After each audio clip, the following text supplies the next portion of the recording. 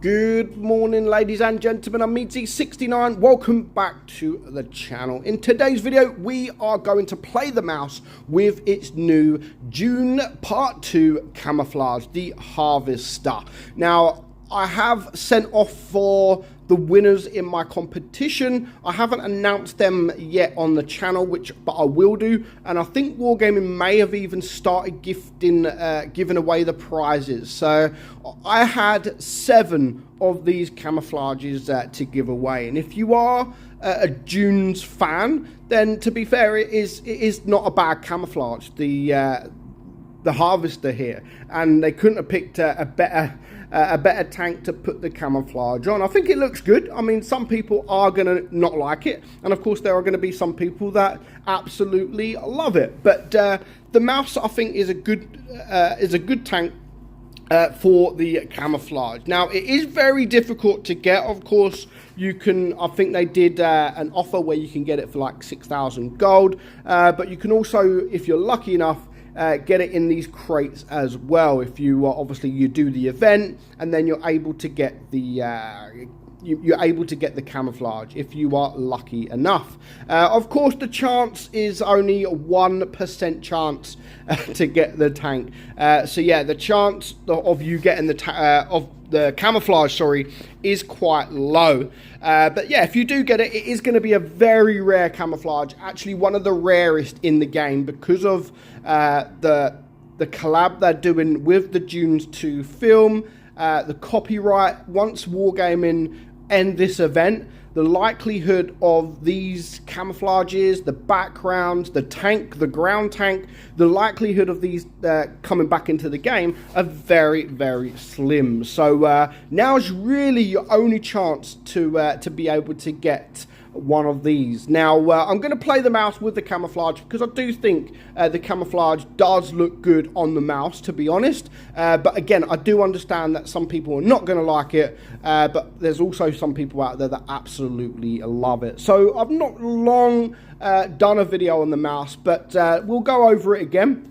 The mouse, I've always said, it's not there to do damage. Of course, if you do damage, then it's a bonus. But the mouse is not really there to be played to do damage. It's there to take damage. You've got enough hit points. You've got over 3,000 hit points, which is like the highest in the game. You've got armor, so as long as you angle correctly in the tank, you will bounce shots. But there are quite a few weak points on the mouse. So as long as you play it correctly, you will be able to get some bounces in the mouse. And that is what the tank is ultimately for. It's there to take shots for your team, not to take damage, but it's there to take shots. Now, you need to try your very, very best in bouncing as many of them shots as possible, because you need to stay alive for as long as possible to help your team. And that is really the way to play the mouse. So we're going to get into a game. Just the game I played, to be fair, nothing too special, but it's a game I enjoyed. I do like playing the mouse. In fact, one of the only tier 10 heavies that I play all the tier 10s. Don't get me wrong, I do play all the tier 10s, but the mouse is one of my sort of go-to tanks where I don't want to play a medium, but you know, the E100 and the mouse, they are sort of my go-to heavy tanks. And normally I play them when I want to sort of get better. And what I mean by that is because I want to test myself. They're not easy tanks to play, these German heavies. They're really, really not, because if you angle incorrectly, you're going to get penetrated all day long from your lower plate, from your cheeks. If people are shooting premium rounds, they can easily pen your upper plate as well. So you need to angle correctly, and you need to do it right, because if you do it wrong, then you're going to know that you've done it wrong, because everybody is just going to penetrate you. As I've said, you need to get as far forward as you possibly can, but I don't mean YOLO. Like, I don't mean go straight up to the enemy and then YOLO. You still need to be a little bit reserved, you know. Don't just rush in. As if you've got support from your team, then yeah, you do. Your job is to be the furthest one forward, basically. As long as there's places where you can try to utilize that armor, because right now, basically, if that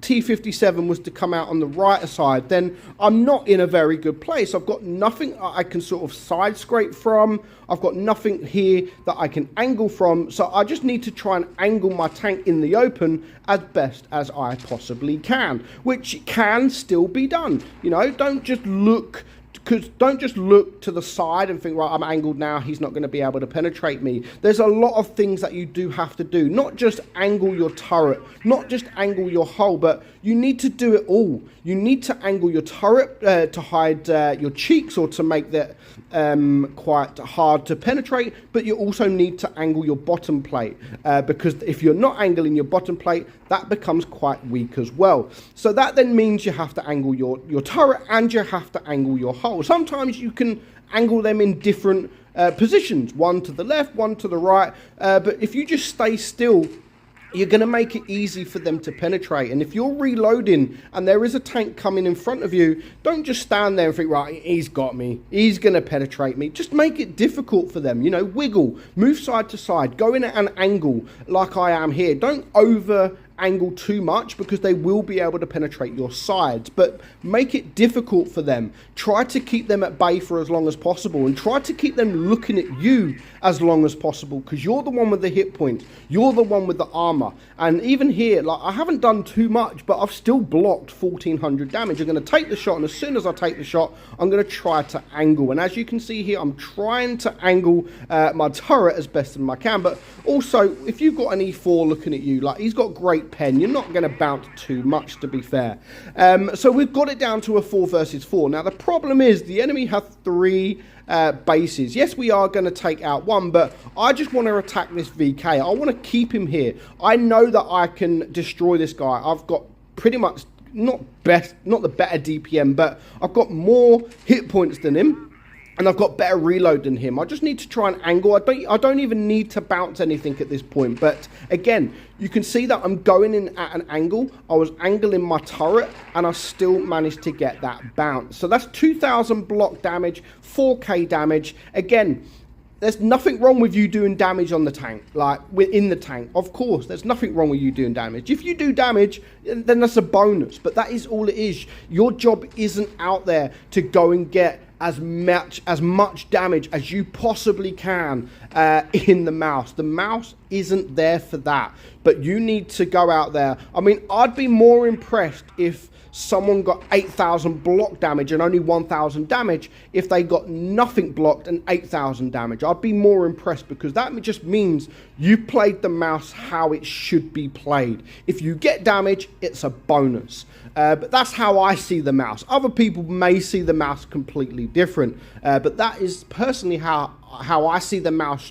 should be played. But there is the mouse with the harvester camo. I personally haven't got the harvester camo. I don't know if I'll get it. I don't know if I'll have time to get it. I don't really want to spend too much money in trying to get the camo when it's only a 1% drop rate. So, but I've always got it on my press account, as you can see here. So let me know your thoughts on the mouse and let me know your thoughts on the harvester camo. Are you a fan, or is it going to be one of those camos that you just despise? Let me know in the comments below. But for now, I hope you enjoyed today's video. I'm meadsy69 and I'll catch you all soon. Bye bye.